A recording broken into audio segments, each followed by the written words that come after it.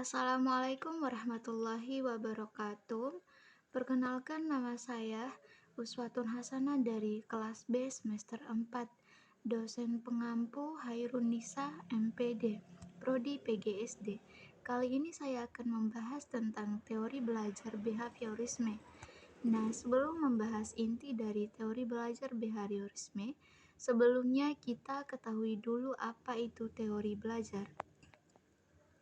Teori belajar merupakan cara yang dilakukan peserta didik dan guru dalam memperoleh melalui proses belajar maupun mengajar. Nah, kita akan memasuki dalam pembahasan intinya, yaitu pembahasan teori belajar behaviorisme. Teori belajar behaviorisme yang berisi tentang perubahan tingkah laku sebagai hasil dari pengalaman. Teori ini mengutamakan suatu hal penting untuk melihat terjadi tidaknya perubahan tingkah laku. Nah, intinya teori belajar behaviorisme ini adanya individu atau peserta didik tersebut. Sebagai contohnya, ketika guru memberikan pembelajaran kepada murid secara tidak langsung, guru memberikan stimulus ketika murid mendengar dan berpikir apa yang telah disampaikan oleh guru. Artinya para peserta didik sudah diukur sebagai perubahan tingkah laku dari peserta didik tersebut. Selanjutnya saya akan membahas yaitu prinsip teori belajar behaviorisme.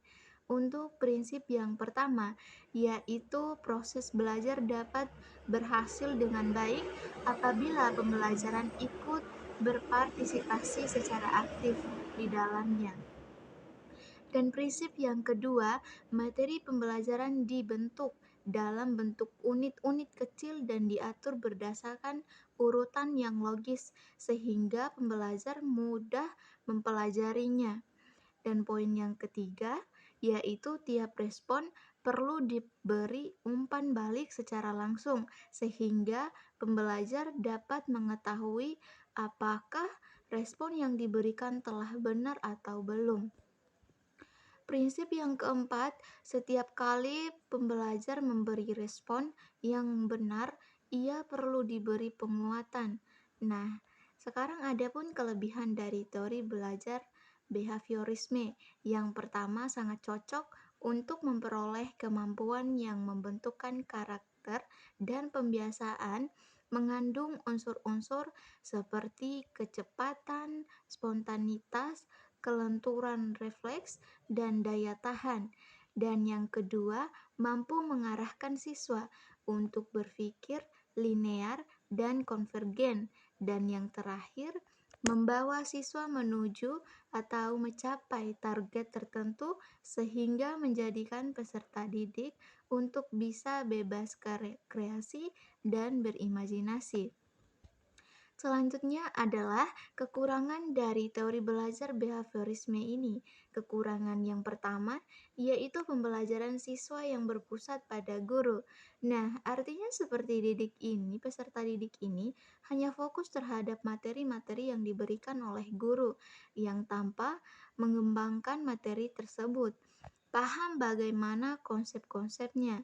Dan poin kedua, murid hanya mendengarkan dengan tertib penjelasan guru dan menghafalkan apa yang didengar dan dipandang sebagai cara belajar yang efektif.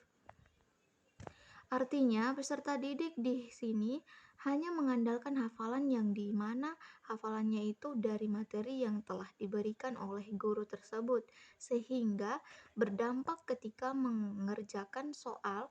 Sebagai contoh, jika peserta didik mengikuti sebuah ujian dan soalnya itu misalnya soal matematika yaitu 3 ditambah 2 sama dengan bla bla, maka peserta didik ini tidak tahu jawabannya karena yang dia tahu bahwa 2 tambah 3 sama dengan 5 yang sebenarnya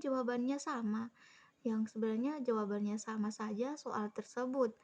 Dan yang poin ketiga, siswa diberikan hukuman baik itu hukuman verbal maupun fisik seperti kata-kata kasar, ejekan, jeweran yang justru berdampak buruk pada siswa. Sebenarnya memberikan hukuman tidaklah salah, tapi kita memberikan dengan didik hukuman seperti yang saya katakan tadi itu berupa hukuman verbal maupun fisik hingga berakibat psikis dari peserta didik ini terganggu.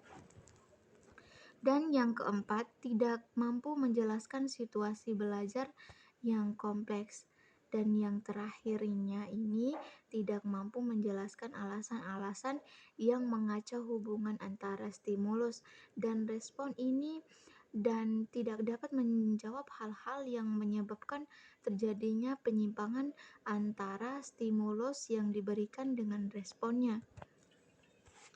Nah, yang dimaksud di sini poin 5-nya ini adalah jika poin 5-nya sebagai stimulus, jika guru sebagai stimulus sebuah studi kasus, maka sebagai respon hanya memahami dan menerima materi tersebut tanpa menyaring materi itu apakah sudah benar atau belum.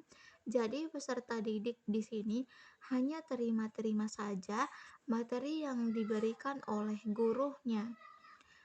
Nah, mungkin itu saja tadi materi dari teori belajar behaviorisme. Semoga teman-teman bisa memahami apa yang saya sampaikan dari video ini. Lebih dan kurangnya saya mohon maaf, tetap semangat semuanya. Sekian, wabillahi taufiq hidayah. Wassalamualaikum warahmatullahi wabarakatuh.